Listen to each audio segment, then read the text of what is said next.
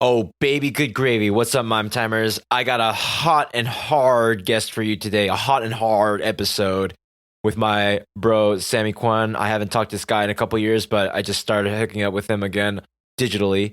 And we've just been going at it hard. And I just want to share with you the joy and the fire that this brother has.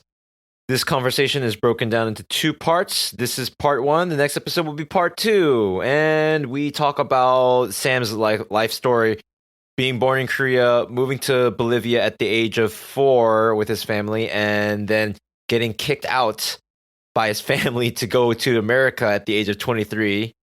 You can check out a cheeky sneak peek right now, right here. But one day, after being outside with my friends, having fun, I went back home on the Saturday, and my parents told me, "Hey, sit down." I said, "Hey, what's up?" And my father told me, "You know what? You're leaving to America." I said, "Excuse me? You're leaving to America? How am I going to go to America? I can't even speak English. You're crazy. You're going to America because there's no money at home anymore."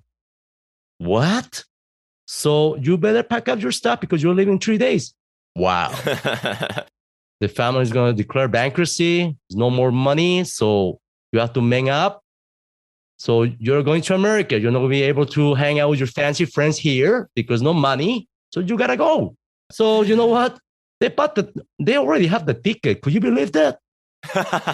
This meaning they knew what was happening. You know what I mean? They just threw the bomb on me. I was a 23 years old baby, man. 23 years old baby. So yeah, that won't happen. So I got to try playing with my father.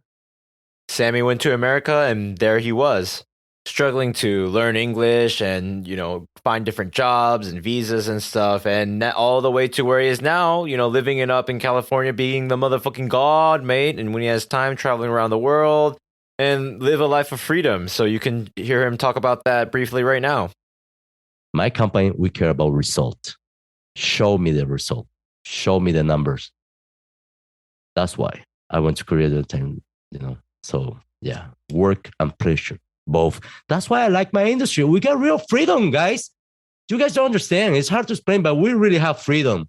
Remember, you cannot buy freedom. It's priceless. Money always can be made. Always. Again, let me repeat this one to everybody. Money always can be made.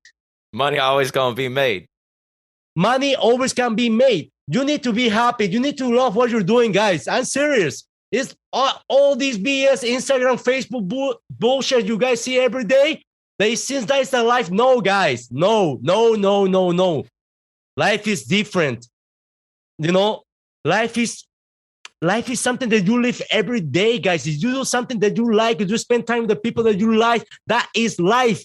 Money is not everything. Yes, money can buy you better shoes, pretty shoes, whatever it is. I want everybody to do well, guys. Trust me, everybody has the potential. Every single person out there, guys. Everybody, hey, a struggle is something normal, guys. That's life. That's the beauty. A struggle is normal. You don't have struggle with something wrong in your life, just so you know it's something wrong. You don't have a struggle, it's something wrong. Having problems is normal. It's normal, guys. It's part of your life. It's beautiful. Thank you so much for tuning in, and I hope you really enjoyed today's episode. I put a lot of time and effort into these, so if you like it, please share it with a friend. That's all I ask. Thanks. You know what time it is?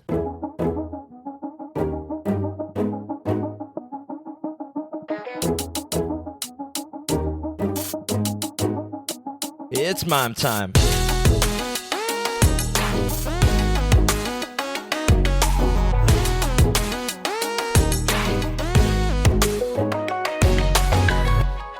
Welcome, everybody, to another episode of Mime Time, a show where we talk about the Asian diaspora experience, overcoming our identity struggles to become the best version of ourselves. I'm your host, Mime, and today we have a very dope guest. His name is Samy. Hi, everyone. My name is Samy Kwon. And Samy, how are you today? I'm doing great. How about yourself? I'm doing good. I'm a little hungover. Sorry I was late for our morning call. I'm usually a lot more professional and on time than that. But I'm doing good. I'm having a good week. I'm very busy. some people know, like I'm juggling 4 to 5 things at once, so I'm staying active. Let me just put it that way. That's Um, amazing. Love it. yeah, you're amazing. Oh, you are amazing.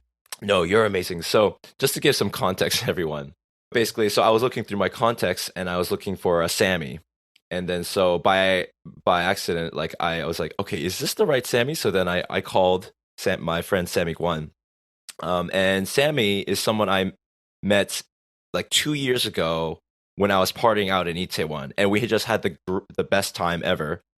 And then we kind of kept in touch over like Instagram, messaged each other once or twice, but that was it. Sometimes in nightlife, not sometimes, all the time in nightlife, you'll be partying for years or hosting events, and you'll meet people. You'll have a great time, a great weekend, but then you might not see them again for 1 year, 2 year, 3 years.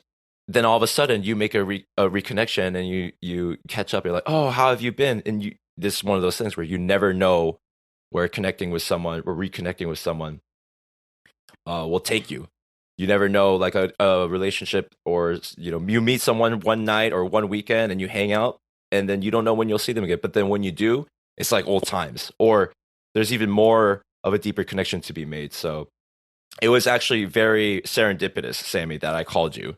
And when I started talking to Sammy, Sammy was just full of fire, and I was just like, damn, I gotta get this guy on my podcast. So, Sammy, can you please tell us a little bit about yourself? Where did you grow up, and where are you now? I was born in Seoul, Korea, South Korea. I moved to South America when I was 4 years old. Our family went to Santa Cruz, Bolivia. I spent over there almost 20 years. And then I moved to California. Right now, I am in Anaheim, California, USA. I moved there when I was 22 years old, only myself. And what was it like for you and your family to go to Bolivia? Why did your family go to Bolivia? I haven't heard of many Koreans going to South America, let alone Bolivia. Well, my father lost everything. So he decided to find a place that we can, that he can redo his life to give us a better life to our family. So he actually want to go to Argentina. We ended up going to Bolivia because we couldn't get a visa to stay. It's amazing, but that's my understanding. That one, my family told me that we couldn't get a visa, so we ended up going to Bolivia. When I was there, I remember we're in this little room. Our entire family was sleeping in one bed. We put chairs to the side to accommodate our legs so we can fit into one bed, 4 of us. My father, my mother, my older sister, and myself. Since then, my mom and my father worked so hard to provide us a better life. So from that point, it was getting better and better every day, better and better. And how hard was it for your parents to start over in Bolivia? Like, what were their challenges? I assume they didn't speak Spanish when they arrived there. They don't, and they still can't speak properly Spanish. Could you believe that? Could you believe that? They still can't speak Spanish properly. It's amazing. But they did it. Without speaking a language, they were able to financially to get a lot of success. At the same time, they lost everything at the end, but they really push it hard, very hard. Very hard. Yeah, I mean, my parents didn't speak English when we went to America, obviously. My family also lost everything, Sammy. Our family lost everything. And I think my father, he had such a hard upbringing here in South Korea. He was born in 1951 during the Korean War. And, growing up in Korea as a developed nation, all the terrible things that ever happened, like with my family, the way that his father treated him and his stepmom treated him, being even denied like a middle school education because of his stepmom. I mean, our family stories, every individual, we have long stories, right? So I'll try to keep it short. But I think my father saw America as the golden land of opportunity, and I think and he loved like, American culture and American music, like, Bob Marley, for example, or like, like in the 70s, he listened to a lot of American music. And so I think he was always enamored with America, and like maybe it's a place to escape, or maybe it's an opportunity. So I think it wasn't just our family lost everything, but he thought like maybe this is a chance for like a better life. And in the end, I think he succeeded. And our brothers and I, we turned out well enough. And so I can't imagine what it was like for our parents' generation to move to another land and even not speaking the language, but trying to make a living for our sake, for our generation's sake. And so um, some people might be tired of hearing this, especially because they hear it not from their own parents. Like, you know how much we sacrificed to take you to another land. We do not even speak of the language. Like we save all our money. We have just a shirt on our back. Can you imagine? Right? It's a whole, you know, generation of people like us. We're the lucky ones. We're the first or second generation because our parents made the hard sacrifice to take us to the other side of the world for better opportunities after we lost everything in many cases. So what was it like growing up in Bolivia as a Korean? Were there other Asians around? Did you see other Chinos? No. How many times did you get called Chino? Oh, so many times. And still, when I go there for vacation, still, some people still calling me that word. Actually, I'm going to tell you something. I don't like that word. When they call me Chino, it really bothers me. But it's fine. Still, well, when I was growing up over there, we didn't have much Korean community over there. Just few community over there. So it wasn't easy, living there. That I can tell you something is I was fighting every single day with the people over there growing up to try to get respect, because I can tell how much the people were pushing the Asian guys out of the community, because it was different. You have to understand something, when I grew up in Santa Cruz, Bolivia, what's a different kind of time and era that is now. Now the city has changed so much. During my time was this social group, this small society. You don't believe, if you don't belong into that group, you are exempt for everything. You know what I mean? It's kind of like you have to hide. Like myself, I decided I'm not gonna hide. I seen other special Koreans, they were trying to get together each other. They never go to parties because sometimes they were like, you're not gonna believe me, they were getting beat up, man. You go to those parties, they beat you up because you are not from the city or you're not Bolivian. I cannot say just Bolivian because I want to say you're not from Santa Cruz, okay? You're Asian, they beat you up. So I don't know, you get scared, so you don't want to go to those parties anymore. You feel like you don't belong there. No, my story is different. I told myself, I'm not let those kind of things happen to me. So I fight. Every day I fight, to find my place there because I was living there. No, it wasn't easy. But what is easy in life between you and me? You have to fight. If you want something, you have to go and fight for it. Nobody's gonna give it to you. So it's what I did. I went there. I fight every day. Now I have a lot of friends. I cannot say that I have a bad time because I enjoy the process. I am a person that believes that you have to enjoy the process, whatever you do. So, yeah, beautiful. It's been beautiful living there.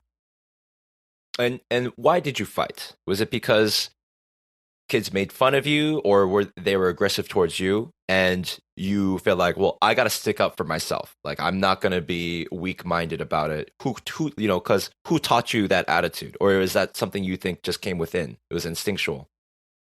It was instinct, pure instinct of survival. But you're right; those were the reasons. Because I am an outsider, I am a minority. I think that's going to things happen anywhere in the world when you're an outsider, a minority. yeah, you either have to rise up to the challenge or you kind of slink away. And I feel like I was the kind of kid to slink away. My older brothers, I think they were the ones to not take shit and be more willing to stand up for themselves. But I'm envious because I didn't really have that kind of instinct, I think, to like stick up for myself as much. And don't get me wrong, I did get in some fights. I remember getting mad, and then some kids saying, "Call me chink, go back to China" or something, and me being mad and like punching like another kid on the playground. Like I have some memories like that, nothing crazy. And I do remember kids making like fun of me or like teasing me, and like yeah, like I punched a couple people like in elementary school and middle school, but it was nothing crazy. I don't think it was as harsh as probably also my as my brothers went through when they were growing up. But I think the attitude of sticking up for yourself is actually really important. Because as my brother taught me, like one time he and my other brother they got in a fight like at a basketball court or something because some other kids, some white kids, this is back in North Carolina, told them to go back to their country and stuff. And this is when they were Oh like, I yeah. don't know, 14 or something like that, maybe younger. And he said, my oldest brother told me this story. Like, we didn't have our green cards at this time. And so it was like, if we got in trouble, with the law or something, we would get deported. So that was the fear. And he got in a fight with some kids on the basketball court, right? And is saying, call him whatever chink, go back to China, and then he fought. He and my other brother, they fought these two other kids, and I think beat them badly. Like they won the fight, and like they were like bleeding, and my other brother was bleeding, and so my oldest brother recounted the story. And he's saying he ran home and he was scared that like the authorities would come or something like that. Nothing ever happened, of course. But then since then, like other kids never picked on Wow. them again. You know what I mean?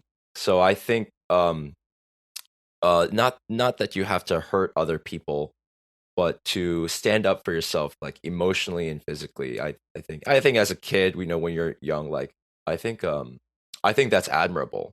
And I was lucky to have older brothers to kind of try to instill that on in me. It's I like don't to know.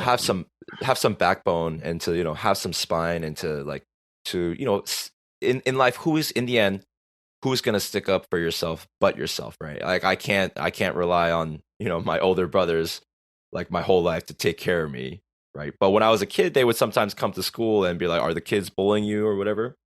But at the end of the day, as individuals, as hombres, right, we gotta take care of ourselves. And so it's cool that you learn how to stick up for yourself from an early age. I think because we were living in a different era.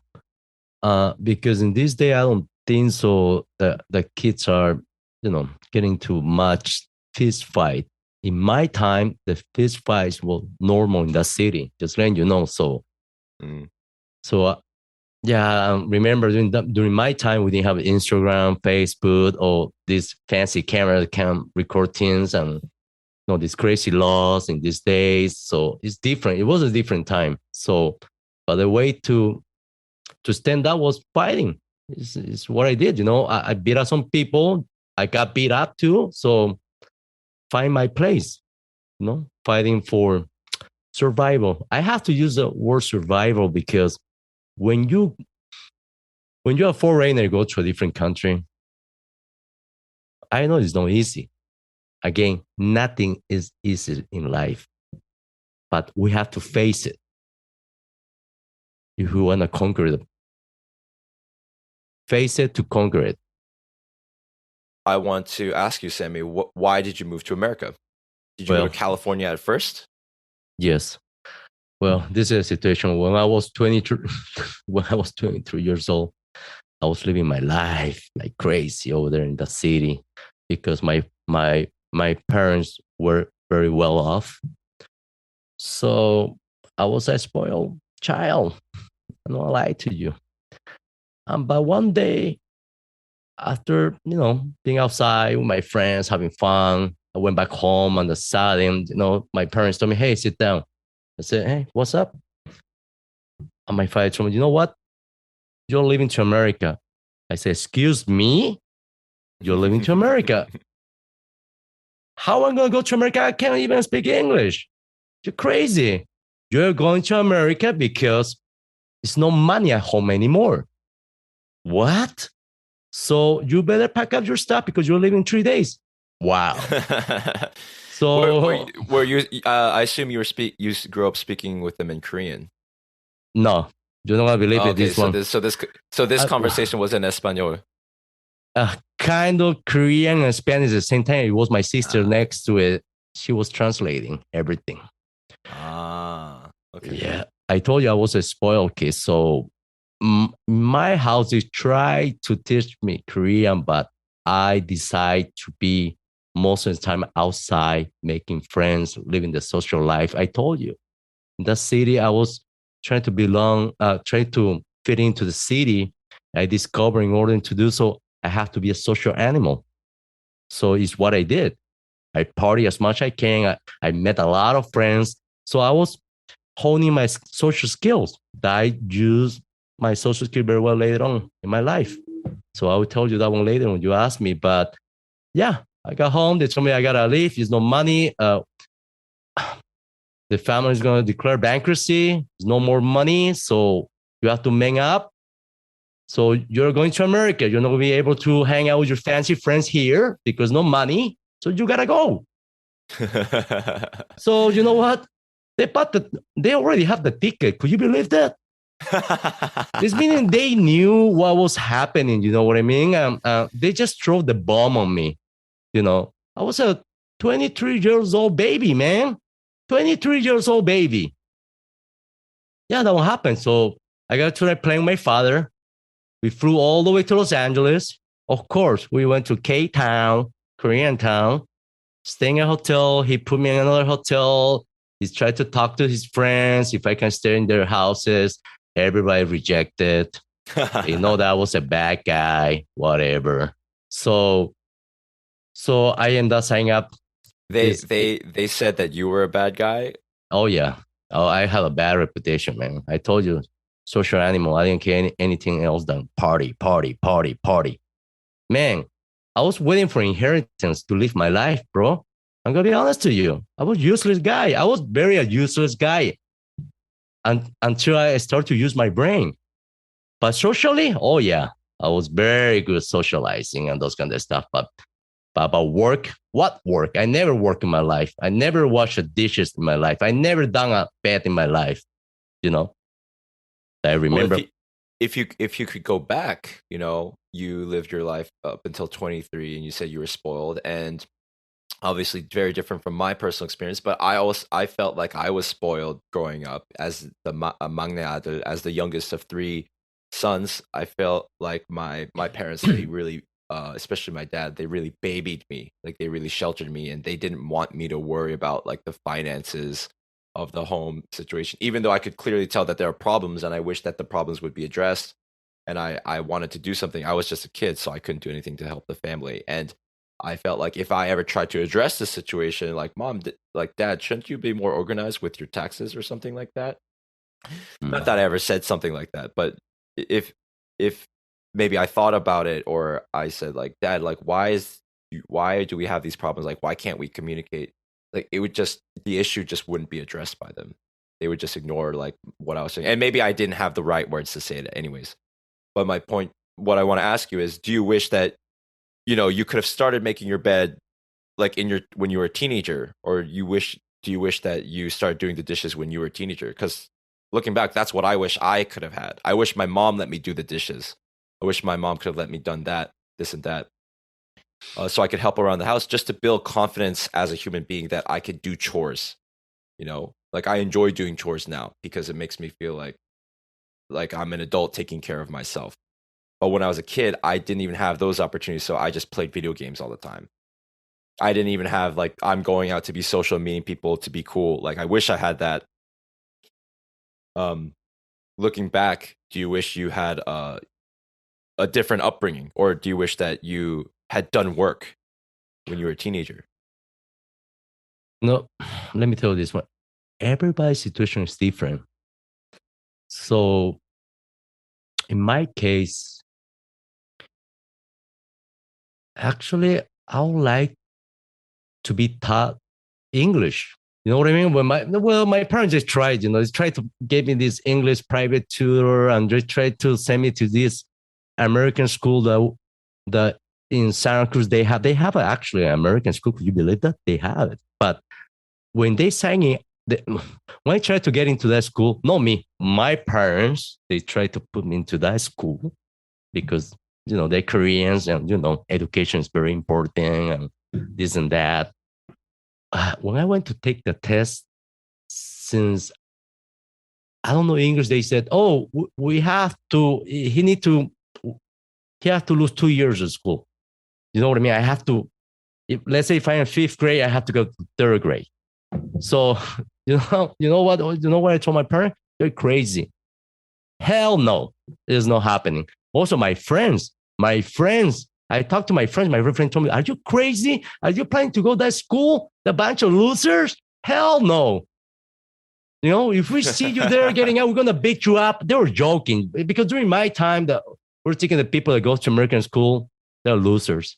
In my time, okay. So I decided to not go. But if I can go back to time, oh yeah, I would like to go. I would like to go to that school because when I came here at the age of 22 years old and tried to learn English, at that age, it wasn't an easy path and serious. I even cry. I remember the days I cried saying, when I'm going to be able to speak English, when I'm going to be able to express myself, when I'm going to be able to understand. It was a tough journey. So yeah, no, in regard of doing my bed on dishes, I don't know about it. I'm going to be honest to you. I don't really.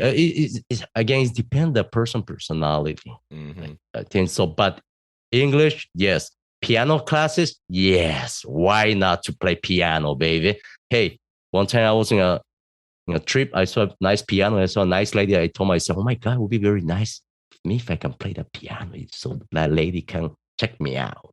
But no, it was a dream because I missed my chance to learn piano when I could at early age. Maybe I can do that right now, but since I'm too busy, I have to manage my time. Let's be honest. We can try to learn so much thing every day, but we have to pick and choose depending on your age, on your time zone, what are your goals, and those kind of stuff. So yeah. I try not to, but maybe I take it for granted that I was able to grow up in America, and I became a native English speaker. And I want to say that when I was growing up as a kid, I mean, when I was growing up, I didn't appreciate anything, obviously, and so I didn't appreciate like my parents' struggles. I think I had an idea, obviously, but they didn't care about my struggles growing up being like the only Asian kid in my community and like what it was like not being able to communicate with them in Korean. And yeah, they had their struggles, but like since I was a kid, I always blamed them and resented them for everything. Like this is all their fault. Like why did we even leave Korea? And why don't they speak English? Why are they the ones that can't speak English? All the other kids in my neighborhood speak English. In my classroom, speak English. At least they can fight with their parents in the same language, but I can't even communicate with my own mother in my own mother tongue. Life is unfair. It's like my parents must have fucked up, right? You might think that way. I mean, I thought that way. I feel you. Like, I feel you.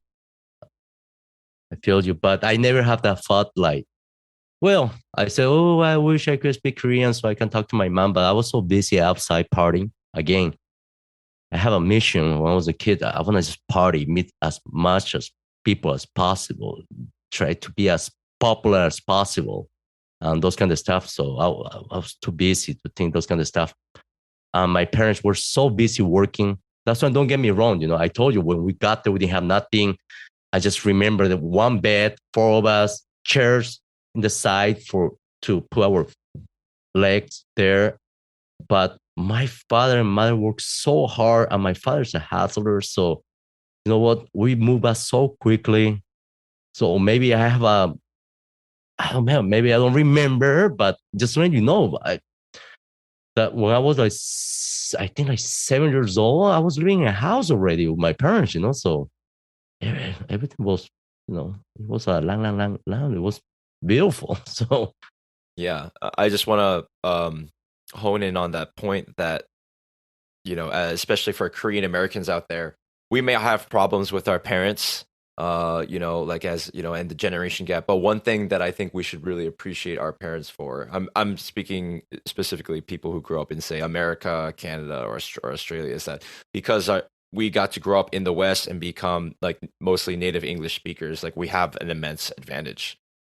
Because we speak English and we grew up in America or Canada, being able to speak this language. Like I carry the privilege of having this even in Korea, that I could like tutor people in one-on-one English conversations or, substitute at a hagwon here and there. Despite all my previous past resentments toward my parents, they did good. They brought us to America, and I'm fortunate enough and I'm blessed to have grown up in America. I appreciate it now more than ever as an adult, even though at the time I hated it in the sense that like I hated feeling out of place. I hated feeling I didn't belong. I'm very grateful and humbled and proud to have grown up in America. What was it like for you after the age of 20, after moving to California? Like, how was it adjusting? man, I always told everybody, my my experience in the United States, you know what? I was reborn as a person. I was born again because, again, I was a useless person before, only good to socialize. You want to party? I am the person. That's it. I came here, a lot of struggle, inner soul growth, every day learning something, doing all kind of work. Trust me, my first job was washing dishes. Second job was I was a prep boy at the kitchen. So I developed this love about cooking. After that, after smelling all the onions and the oil on your body, I decided to park cars. I was a valet parking boy. And after that, well, I escalated. I managed a couple places. And when the weather get colder, is just let you know, in California we had a little bit of rain. Okay, it's not much, but we do. When it was raining, it was cold. I decided no, I need to change my work. And then my Koreans and American friends were telling me, "Hey, how could you be a valet parking guy? You should not be parking cars. No Koreans park cars. No Korean American park cars here in Los Angeles. Are you crazy?" Yeah, I mean, because don't take offense to this, but like that seems like what a South American immigrant would do. They're forced to do like lower like menial labor, working in a kitchen, and then like working with valet parker. But then the other Koreans, the Korean Americans, say, "What are you doing, Mia?" How did you take that? How did you respond to that? I'll be honest with you, I didn't care. But this is true. It got colder. It was cold. It was raining. So I decided to work as a waiter. Yeah, I didn't want to work as a waiter. I'm gonna be honest with you. Okay, why I didn't want to work as a waiter? My English wasn't good enough. Okay, number one, and number two is another reason I cannot tell you. You can't imagine what it is. Number three, my Korean wasn't good neither. So I was afraid to take that job. But I decided to do so, and I excel in my job. You know what? I ended up taking my friend's job position. He was the kind of manager at the place. He got kicked out. I can't tell the reason why, but he got kicked out and I took over his position. Yeah, that's why at the beginning I didn't want to take the job neither. The waiter. Yeah, I was happy. Working as a valet parking, plus managing my own spot. I was making the dollar, brother, the money. I was hustling it. Hustling those cars. And then just to understand, and then I took the opportunity to practice English. I needed to learn English. I was going to school. You know what I mean? So I need to learn English more than anything else. because Mm. when I told myself, I'm in America, I need to learn English, and especially I'm going to school. And my school is in English, my friend. There's no Korean, there's no Spanish, this is English. So I took an opportunity. Look, like me, I always take any opportunity as an advantage to learn something and better myself. So I don't care how hard could be the work or challenging. I just go through because you always learn something. Always, trust me, you always learn something. You're gonna be able to use it. That's awesome. I love hearing stories like that, and it is such a what do you call it? Zero to hero, rags to riches story. And like I love that when you're in your early 20s, you realize that I need to learn. And yeah, sure, must have been the biggest shock of your life for your parents to buy you a plane ticket to America without you even knowing. But then when you start getting there, you're like, okay, I have to learn English. I have to go to school. I got to start working. I think, I mean, that's beautiful. That's the real coming of age story, right? And it's a real American story. And that's how actually a lot of us kind of get a start in life. It's just like you start working a job, and if you're good at it and people like you enough, and you're competent, or at least you're willing to learn, and then it shows itself in the results, whether it's sweeping the floors or being a waiter or whatever.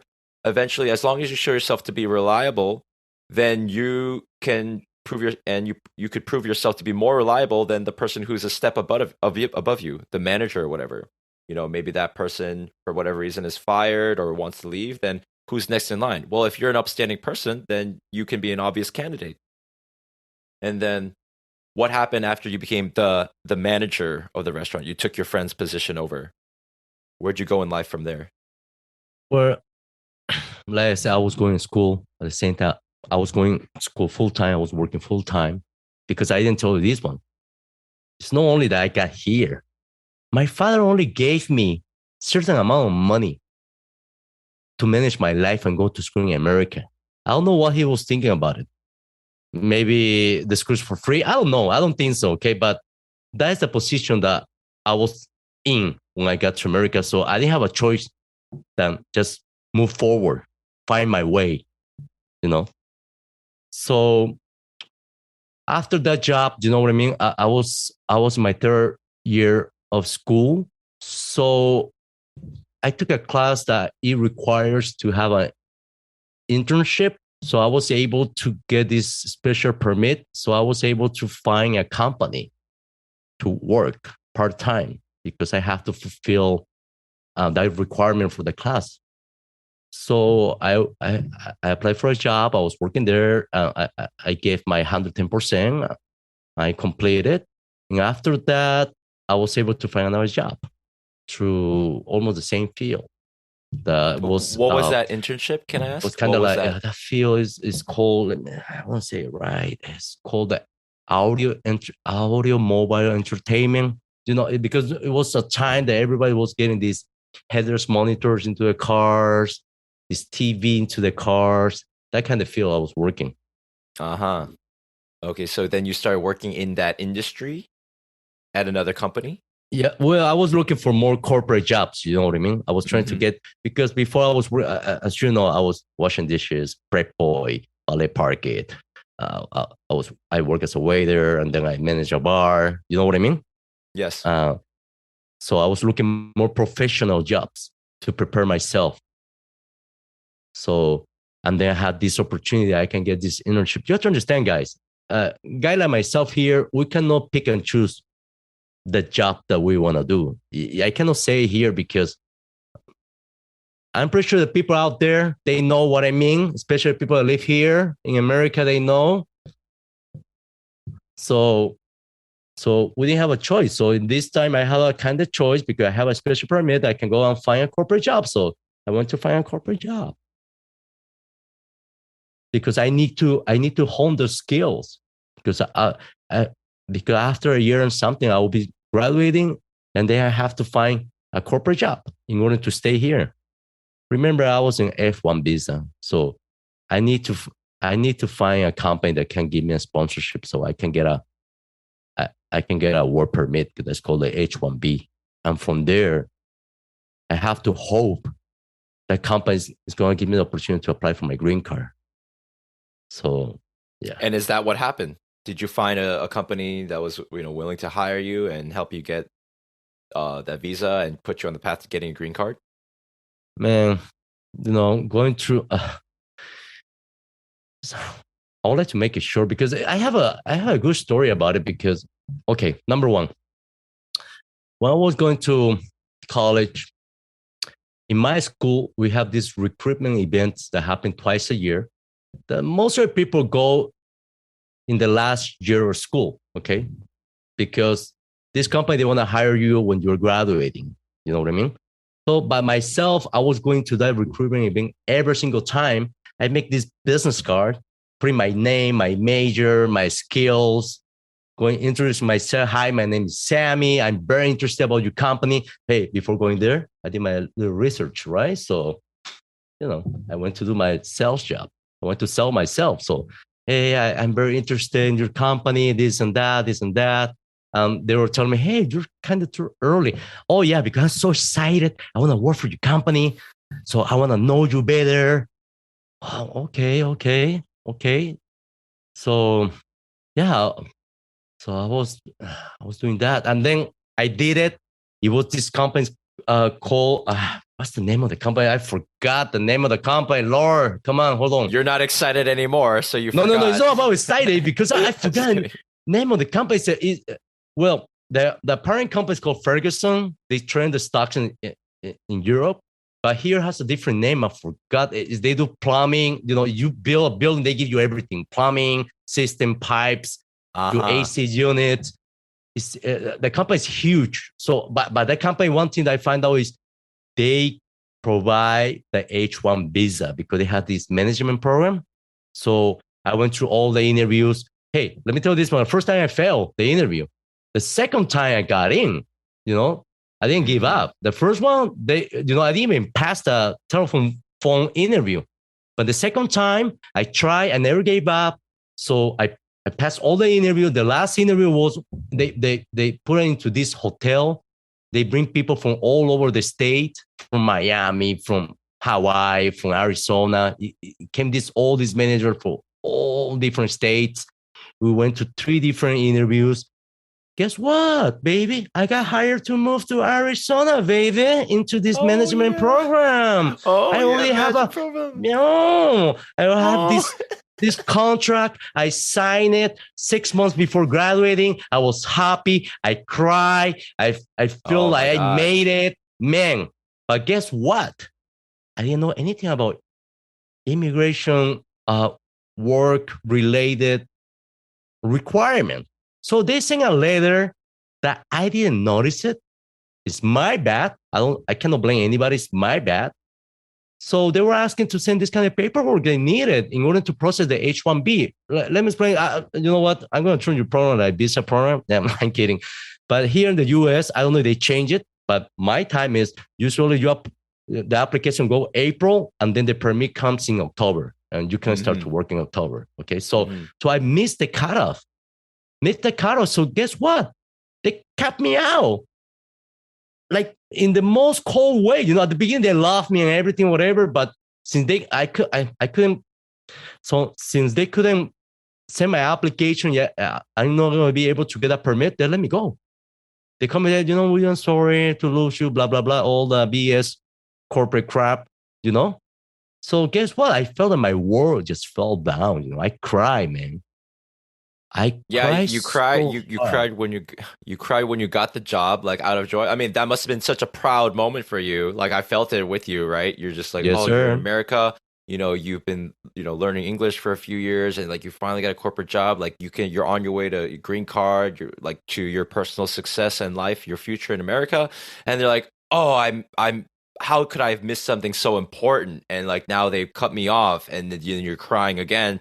I can't imagine what emotions you might have felt, like shame, embarrassment, or guilt, or like that must have been crazy, dude. Yeah. I can't imagine what that felt like. Because let me explain you this thing. People like myself that we come here in America, that we don't have a choice just to stay here. We go through that through the system.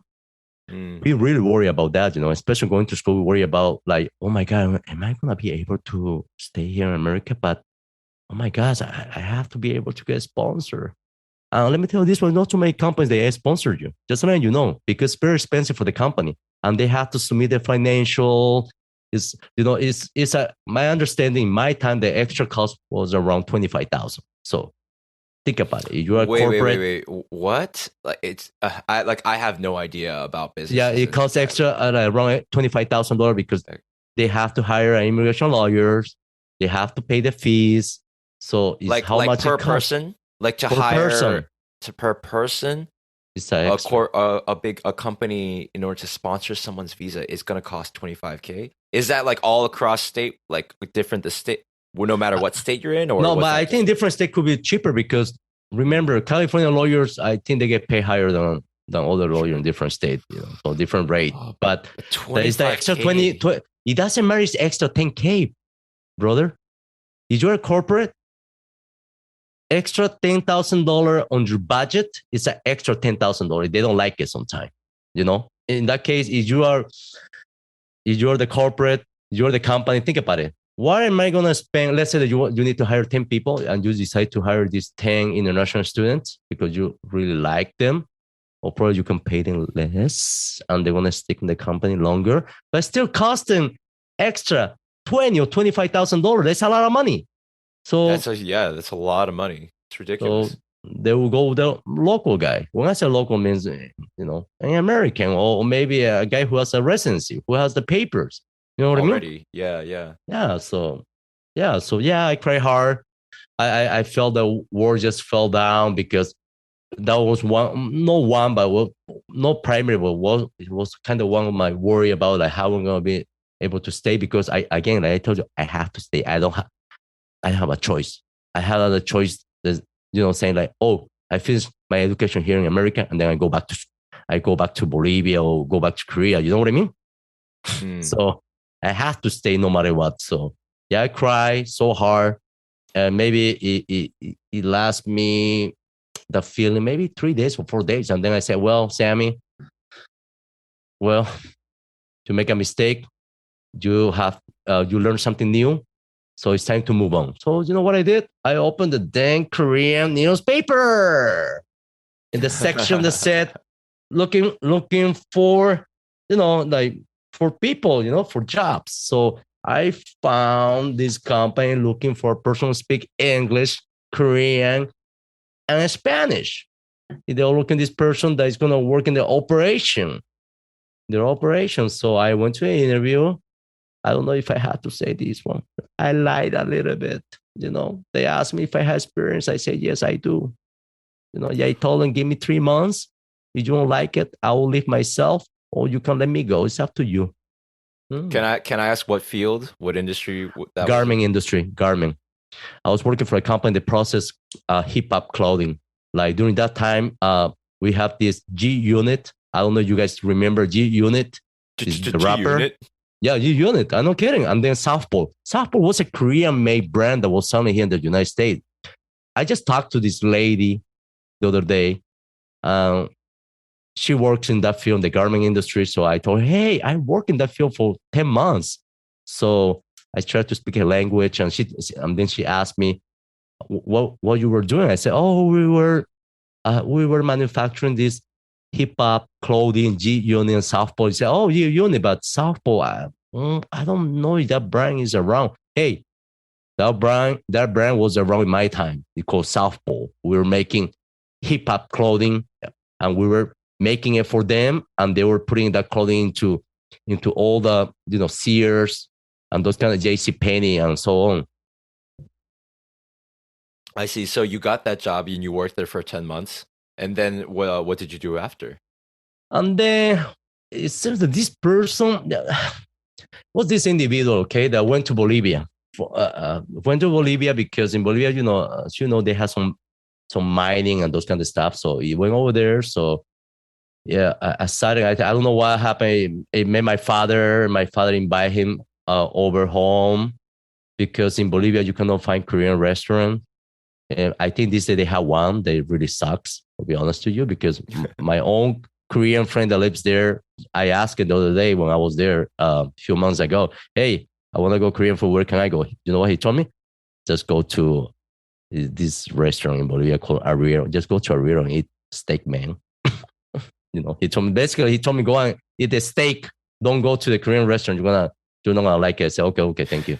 So my parent invited this corporate Korean man into his house.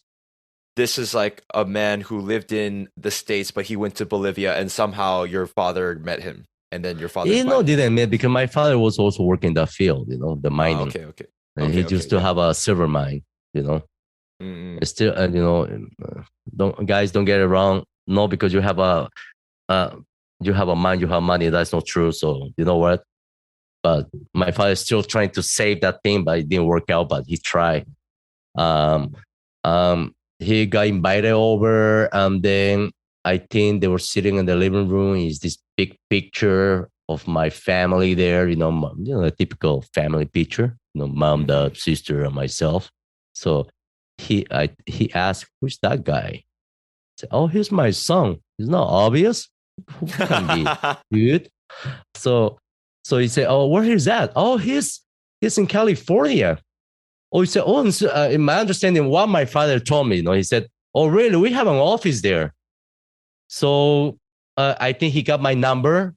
And suddenly I got a phone call. He said, "Hey, my name is da da da da da. I met your father." He asked me, "What are you doing?" So I explained to him, "I'm doing operation in this clothing company." So, he asked me if I'm not interested to have an interview and work for their company. So I asked him, "What you guys do?" You know what? He told me, go to this website and check it out." Okay. And this corporate guy doesn't want to explain to me. Okay. So I went to a website, check it out. It was this huge company, man. They have this huge engineering pipe company, this smelting company that they make aluminum diox. They have this telecom company. Onset Telecom, I don't know if they're still around in Korea. I think that one went bankrupt too. Onset Telecom. Maybe it's not there anymore, but during my time they were there. So so the president of the company came over. So I went to an interview. I think they liked me. They gave me an offer. I didn't like the pay, but they gave me an offer that I couldn't refuse. They offered me to sponsor me so I can get my work permit. And from there, I can apply for my green card. Amazing. Yeah, amazing. I know it doesn't sound that excited because a long story there, but yeah, I went there. I didn't have a choice, right? So I went there to work. So I learned this Korean corporate culture that I don't know it changed in this day because I don't work for Korean companies anymore. So you were working for a Korean company in America, interesting, in California. So it was Korean style. So you worked mostly under Koreans. Were you reporting to them in Korean or English? Like, how did that work? Well, they knew that my writing sucks. My Korean was fine, maybe 50%, and they can't understand me, So, so my report was in English, just letting you know, okay? Mm-hmm. Because the guy in charge, he can speak Korean and English. Remember, I'm the newbie. I'm the Teri. You know what's Teri, right? Yeah, Teri. Assistant. Yeah, I'm the doc. That I do all the errands, whatever it is, You tell you to bark, you bark. You tell you to fart, you fart. You know what I mean? Trust me. So, yeah. At the beginning, they put me into this. I was in the research, in this research department because they tried to launch this navigation system. Just like the Onset Telecom, they used to have, I don't know, they're still having it. Like, again, I asked you, this navigation system, there was a hit in Korea. They make a lot of money out of it. So they thought, hey, if we launch this navigation system, maybe we can make a lot of money in America, So we contact Sharper Image to use their name to penetrate the market.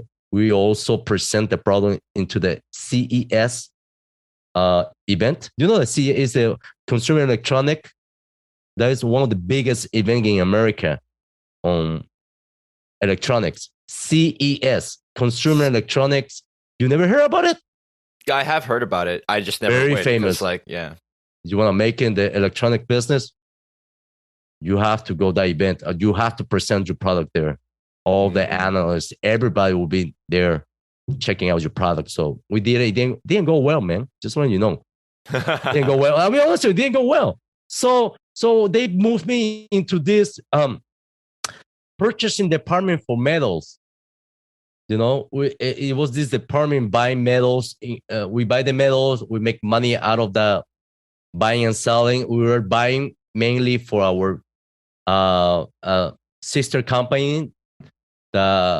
With the metal, they were melting and making aluminum dioxide, and the dioxide was being we were selling at the dioxide to POSCO, the steel maker. We just have the plant just next to it. We were doing just-in-time system. They call us, we're sending a truck with the dioxide. So yeah. Wow. Yeah. And how long did you work there for? I worked there a year until my boss pissed me off again, because, hey, at the beginning I was doing claims, I was doing logistics, and then they gave me this opportunity to be a buyer. You know what? In just 1 month, I surpassed everybody in that office. Every single person that ever been a buyer in that office, I surpassed them. I was the god of metals. Trust me. You were the god of metals, mate. Oh, baby, I was the god of metals in that fucking office, brother. I'm serious. So everything was going right. On top of it, I was developing. I was trying to get into Mexico to buy metals that they never done that.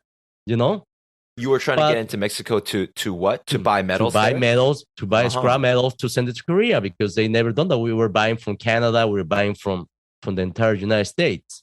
But if you can buy metals for much cheaper in Mexico, then... No, it's not much cheaper, brother. It's not because what kind of metals? Aluminum scrap. We need scrap. We need a certain type of aluminum scrap, so it's limited. It's so much aluminum, so we have to find more sources. It's not because it's cheaper. People misunderstand that one.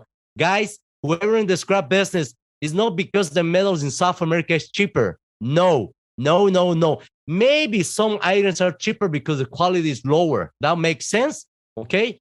But it's not cheaper. Only because the quality goes down, yes, the price is cheaper. That's the only reason that you want to go and buy in South America or Central America, because the quality goes down. The price is a little bit cheaper for the quality reason. And then you are a good buyer, all the, blah, blah, blah. You can buy cheaper too. It's up to the buyer, right? So let me tell you what happened, okay? It was this, how, I don't know in this in Korea, because I cannot speak for everybody, okay? My understanding is when I was working for this Korean company, okay, I was doing all the shit work, and my boss was getting the fucking credit every single time, brother. It was amazing. So one day, my boss took a business trip, and then during my time, when you buy metals, again, supply and demand, okay? It's more demand than supply. So someone wants to sell you a metal, you cannot think of not even twice, no 3 times. You got to buy. You got to buy, because you don't buy, somebody else is going to buy. So my boss gave me a price range, okay, to purchase the metal. So the person was asking higher number. So you know what I did? I called corporate. I called Korea. I called the head of buyers from all over the world. So he gave me a permission to purchase it. And guess what? Since that my boss landed and he called me, and typical, Korean boss, again, I don't know in this day, but during that time, he told me, give me the report. What did you do? You know what I mean? What did you do today? So I report him. So you know what? I bought this material from this. What did you pay? This price. And he blew up. He said, who the fucking you are? Why did you pay that price? I said, I call Korea. Who the fucking you are to call Korea? Oh my goodness. I said, I don't take this shit. You know what I mean? So you know what? I hung up the phone. I waited. He came back. I told him, you know what? I'm leaving. It's the funny part. I got my work permit, right? So I'm leaving. I didn't care, man. I was so pissed. He touched my button. I cannot take this shit anymore. So I told him, you know what? I'm leaving. I'm gonna go and get my master's degree. You know what I mean? So I told him I'm leaving. I was so angry. I didn't think about it that I'm gonna lose my visa and everything. You know what I mean? Because I was so mad. So I just told him I'm leaving. And then he told me, calm down. At least would you mind to finish the Mexico project? Motherfucker. So and then I calmed down. I told myself, Sammy, calm down, brother. You know you quit, you lose your visa. So what the hell you're doing? I know you're angry, but a little bit of reflection. So let's plan. So my mind, okay. I said, okay. I will stay 1 month. I thought. During one I think month, that's good. That's good that you did that. Yeah. Yeah, I took that month, man. I told myself, what can I do? I never thought that I'm gonna go out and find another job and those kind of stuff, you know. Especially because again, I have this H1 visa. The H1 visa is not easy to be transferred. Once you go to a different company, you have to apply again. So your chances to get it, you don't know. You know what I mean? So, so I decided that I want to go to the I want to go and do my master, my MBA. So I applied for the best 5 school during that time. My time, I applied for Harvard, UPenn, Columbia, Berkeley. What's one more? Second, sorry, Harvard, Columbia, UPenn, Chicago University. Yeah, and Columbia. I applied. Guess what? They all rejected to me. That's what I'm serious. Hey, but let me tell you this one. In 1 month to try to prepare those damn letters, you know how well you have to write that letter? Let me tell you this one. I got a lot of help. I got help from my mentor from college. Yeah, I got help from my friend who is a PhD guy, Kuro. He helped me out. I know another guy I don't talk to him, Samuel, you know. So they helped me out to put this beautiful letter. I can send it to you. You can read. I can make you cry reading those letters. Those 5 letters. It was 5 or 3. I don't remember, but I have it somewhere.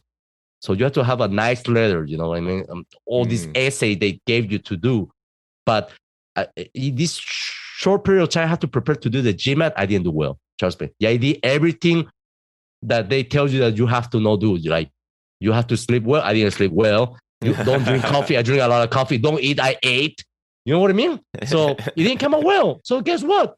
I tried. I submitted. It cost me a lot of money because it wasn't cheap. It was like $250 per application. It's a lot of money, brother. Trust me. I got rejected. That's it. What the hell?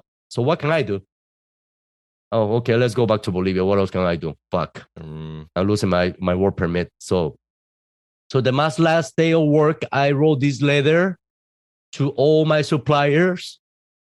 Thank you very much for everything. I love you, this and that, blah, blah, blah, blah. Yeah. And then guess what, man? My phone started to ring like crazy. You know, ring, ring, ring. I don't know if that is a right sound, but hello. They were asking, where you living? What happened? Where you going? So I explained to them. So I got a lot of job offer, brother. It was amazing. Oh, that's awesome. So during your time working at that company, your clients or the people that you bought metals from, right? That you built your relationships with them. And then you told them, hey, thank you for your time. I'm leaving. It was good to know you. And then they started ringing your phone. Yes, sir. That's awesome. Yeah, you never know, like the people that you work with, maybe not even in your company, but if you like show yourself as a reliable, good person who is good, enjoyable company, you know, you're a bit sociable and you show yourself to be like willing to get shit done. Like people always value that. So yeah, you got a bunch of job offers from that, huh? Yes, sir. Is that at the end? I talked to my mentor. Let me tell you this, man. I always trying to find mentors, whatever I do. Okay. I have a mentor in school.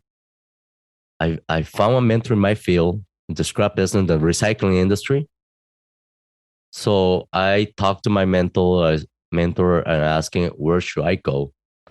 I narrowed down the offers, and then I called. Actually, I have 2 in my mind. Okay, one company was one company. The owner owns the company. The other company was a corporate. You know, but the general manager, he really liked me. So my mentor told me to go to the right side. Just letting you know. He told me both of them very well respected, but you're probably better off going to the right. I cannot give you a name. That's why I'm saying right or left. So I decided to go to the left, brother. Just letting you know. I went against my mentor. Well, the other one was faster to transfer my paperwork too, because the other one was more corporate. So I had to talk to a corporate lawyer, this and that and that. The other one, dude, he just signed out all the papers. It was done quicker. So I went to the left. That my mentor told me don't go because it's too aggressive. It's too crazy. I'm serious. He told me don't go there. He's too aggressive, too crazy. And guess what? I've been there since then. Do you believe I'm still there? That's one of my passion, the recycling industry. One of them, because as you know, I do other kind of stuff too. It's by recycling industry. Is it mostly metals or what is it exactly? My one is metal scrap, all metals, ferrous and non-ferrous, but we're more mainly in the non-ferrous. Non-ferrous are aluminum, copper, stainless steel, those kind of stuff. And do you enjoy working in this industry? Oh, I love it. Job? Yeah, I love it. I know nothing about this industry, so would you like share something that you think is interesting or some aspect about working in this industry that like we wouldn't know about? Okay, let me tell you what I like about the industry. Okay, first of all, you go for the money, forget it, guys. Forget it. This is not an industry you're gonna make a lot of money, but this is a real industry because people are real. They talk to real, no BS. Well, sometimes they BS on the, when you buy or sell metal, but that's typical anything. But the people are real. That's why I love it.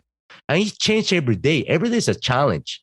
That's why I really like the industry, It's never, today will not be the same as tomorrow. Just letting you know that one. So that's why I love the industry, because a constant change, constant challenge. You have so much to learn every day. And the people that you work with, you know what I mean? They're real people, No, those kind of BS. Well, we have some corporate recycling companies, few, but most of the people are like non-corporate. That's why I love it. You know what I mean? That's why I like to feel. Again, like I said, you learn something new every single day. You have to really hone your skills every day.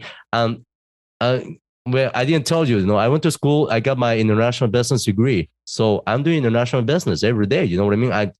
Not right now because of hobby, but before I travel around the world to sell metals and buy metals and those kind of stuff. I oversee logistics and operations too. So I'm working what I went to school for. So I love it. That's awesome. And when we met in Korea like 2 years ago, were you here on a business trip or just for like seeing family, personal stuff? Like that's the beauty. That's the beauty of my work, man. Especially the place that I work. The place I work, I went for business, but at the same time, they let me have my time to enjoy the city. That's why I like it, because especially the company I work for, they care about result. They don't care that you just come and you just show up and you kind of warm your seat and then you pretend you're working. You know what I mean? My company, we care about result. Show me the result. Show me the numbers. That's why I went to Korea at the time, So yeah, work and pleasure, both. That's why I like my industry. We got real freedom, guys. You guys don't understand. It's hard to explain, but we really have freedom. Remember, you cannot buy freedom. It's priceless. Money always can be made. Always. Again, let me repeat this one to everybody. Money always can be made. Money always gonna be made. Money always can be made. You need to be happy. You need to love what you're doing, guys. I'm serious. It's all these BS, Instagram, Facebook bullshit you guys see every day. They since that's the life. No, guys. No.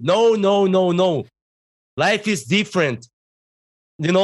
Life is something that you live every day, guys. If you do something that you like, if you spend time with the people that you like, that is life.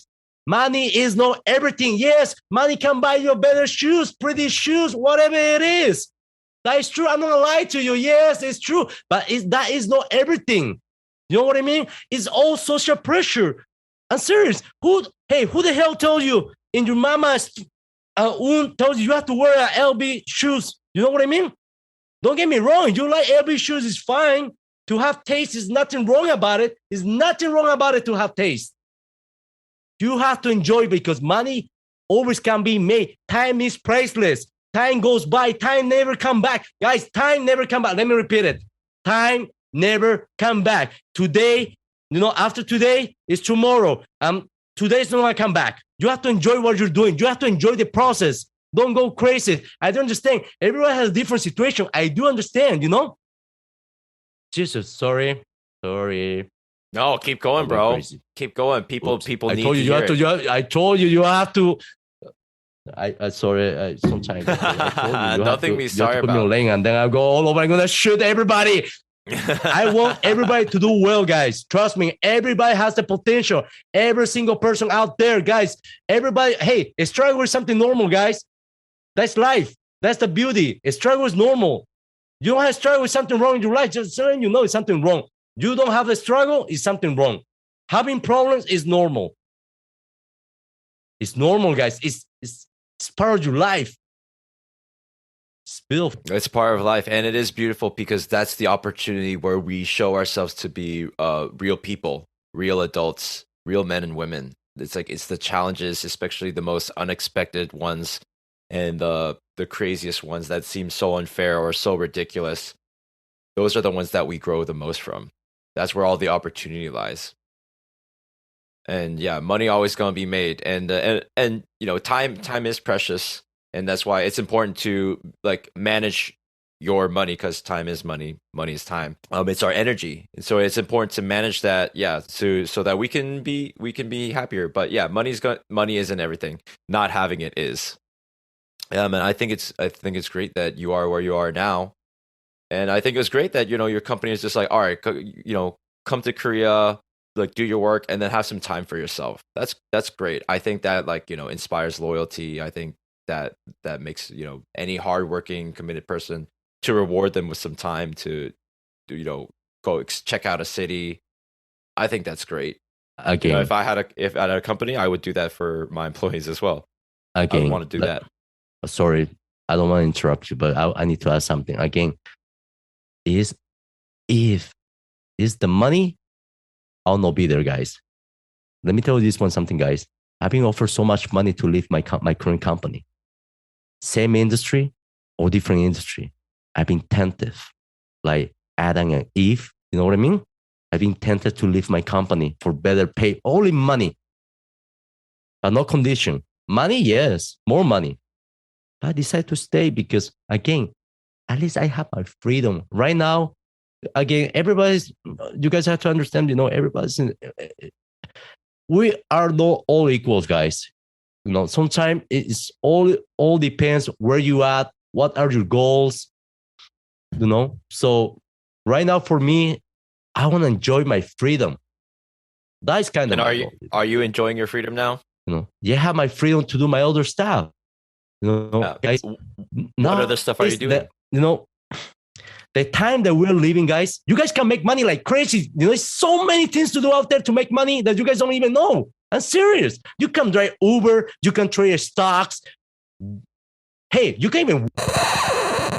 Sorry, fam. Just as Samy was getting into it hot and hard, the connection crapped out big time. So we'll actually stop here for today, but I hope you enjoyed today's conversation and that you got something out of Samy's stories and his outlook on life big time.